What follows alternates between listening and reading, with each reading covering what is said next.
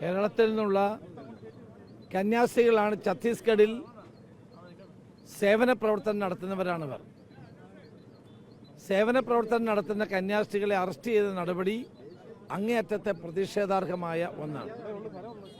അവിടെ ഒരു മനുഷ്യ കടത്തം നടത്തുന്നില്ല. അവർ ഈ മേഖലകളിൽ ദുർഗ്, രാജനാൻഗാവ്, കാങ്കേർ ഈ സ്ഥലങ്ങളിൽ പാവപ്പെട്ട ആദിവാസികളടക്കമുള്ള മേഖലകളിൽ അവർ ചെയ്യുന്ന സേവനമാണ്. ഞാൻ ആ പ്രദേശത്തൊക്കെ പോയിട്ടുള്ള ആളാണ്. അപ്പോൾ ഈ പ്രദേശങ്ങളിൽ വളരെ പിന്നോക്കമായി നിൽക്കുന്ന പ്രദേശങ്ങളാണ്. അവിടെ പാവപ്പെട്ടവരെ സഹായിക്കാൻ വേണ്ടിയാണ് നമ്മുടെ കന്യാസ്ത്രീ അമ്മമാർ അവിടെ പ്രവർത്തിക്കുന്നത്. ഒരു മനുഷ്യക്കടത്തും അവർ നടത്തുന്നില്ല. വാസ്തവത്തിൽ അവരെ നമ്മൾ അഭിനന്ദിക്കുകയാണ് വേണ്ടത്. ഈ കന്യാസ്ത്രീ അമ്മമാരെ ഇത്രയും ദുർഘടമായ സ്ഥലങ്ങളിൽ അവിടെ പോയി, പ്രത്യേകിച്ച് നക്സലേറ്റ് മൂവ്മെൻറ്റുകൾ ശക്തമായ സ്ഥലങ്ങളിലൊക്കെ പോയി പാവങ്ങളെ സഹായിക്കുകയാണ്. ദുർഗ്, രാജനാൻഗാവ്, കാങ്കേർ, ദന്തേവാഡ ഈ പ്രദേശങ്ങളൊക്കെ വളരെ പാവപ്പെട്ട ആളുകൾ ജീവിക്കുന്ന പ്രദേശങ്ങളാണ്. പലർക്കും പട്ടിണിയാണ്. ആ സ്ഥലങ്ങളിൽ പോയി അവരെ സഹായിക്കാനും ഇവർക്ക് വേണ്ടി പ്രവർത്തിക്കാനും മുന്നോട്ട് വരുന്ന കന്യാസ്ത്രീ അമ്മമാരെ അഭിനന്ദിക്കുകയും അവരെ താങ്ങി നിർത്തുകയുമാണ് ചെയ്യേണ്ടത്. അവരെ അറസ്റ്റ് ചെയ്ത നടപടി ഒരിക്കലും അംഗീകരിക്കാൻ കഴിയില്ല. അവിടെ ഏത് മതപരിവർത്തനമാണ് നടത്തുന്നത്? അവിടെ ഏത് കുട്ടികളെയാണ് കടത്തിക്കൊണ്ടുപോയത്? ആ വീട്ടുകാരുടെ അനുവാദത്തോടെയല്ലേ പോയത്? അച്ഛനമ്മമാർ സമ്മതിച്ചിട്ടല്ലേ അവരെ കൊണ്ടുപോയത്? അപ്പോൾ ഈ നടപടി അങ്ങേയറ്റത്തെ തെറ്റായ നടപടിയാണ്. ഇതിനെതിരായി കേരളം ഒരുമിച്ച് നിൽക്കണം, ഇന്ത്യ ഒരുമിച്ച് നിൽക്കണം. മതേതരത്വത്തിന് നേരെയുള്ള കടുത്ത വെല്ലുവിളിയാണിത്. ഭരണഘടനയെ തന്നെ തടങ്കലിലാക്കുന്ന നടപടിയാണിത്. ഇതൊരിക്കലും അംഗീകരിച്ചു കൊടുക്കാൻ കഴിയില്ല.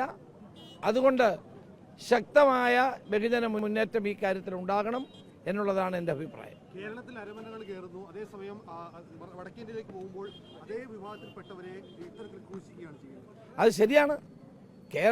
കേരളത്തിലാണെങ്കിൽ അരമനകളിൽ കയറി ഇറങ്ങി അവരെ സ്വന്തമാക്കാൻ ശ്രമിക്കുന്നു. വടക്കേ ഇന്ത്യയിൽ എന്താ സ്ഥിതി? അവിടെ കന്യാസ്ത്രീ അമ്മമാരെയും അച്ഛന്മാരെയും ഒക്കെ വളരെ കായികമായി തന്നെ പീഡിപ്പിക്കാൻ ശ്രമിക്കുന്നു. ശാരീരികമായി അവരെ ആക്രമിക്കുന്നു. ഈ നടപടിയാണ് BJP കൈക്കൊള്ളുന്നത്. BJPയുടെ ഡബിൾ സ്റ്റാൻഡേർഡാണിത്. ഇത് അംഗീകരിക്കാൻ കഴിയില്ല.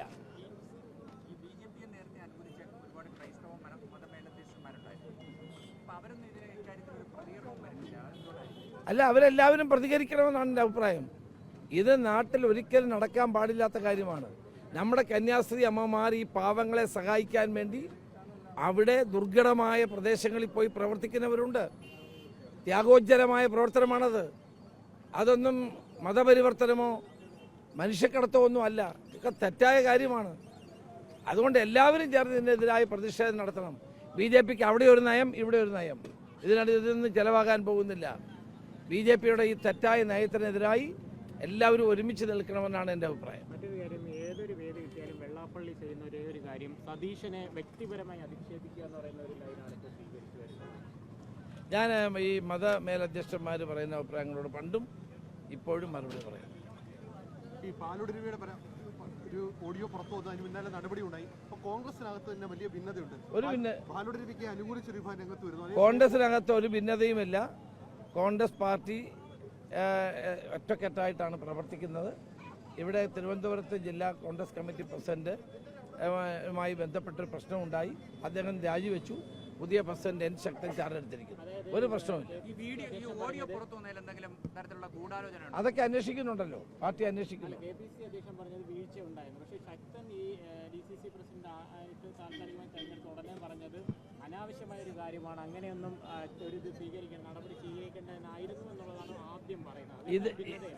ഇതിൽ നിന്ന് നമ്മളെല്ലാവരും മനസ്സിലാക്കേണ്ടത്, നമ്മൾ സംസാരിക്കുമ്പോഴും ഫോൺ ചെയ്യുമ്പോഴും ഒക്കെ ജാഗ്രത പുലർത്തണം എന്ന് തന്നെയാണ്. ആ ജാഗ്രത എല്ലാവർക്കും ഒരു പാഠമായിരിക്കട്ടെ എന്ന് എനിക്ക് പറയാം.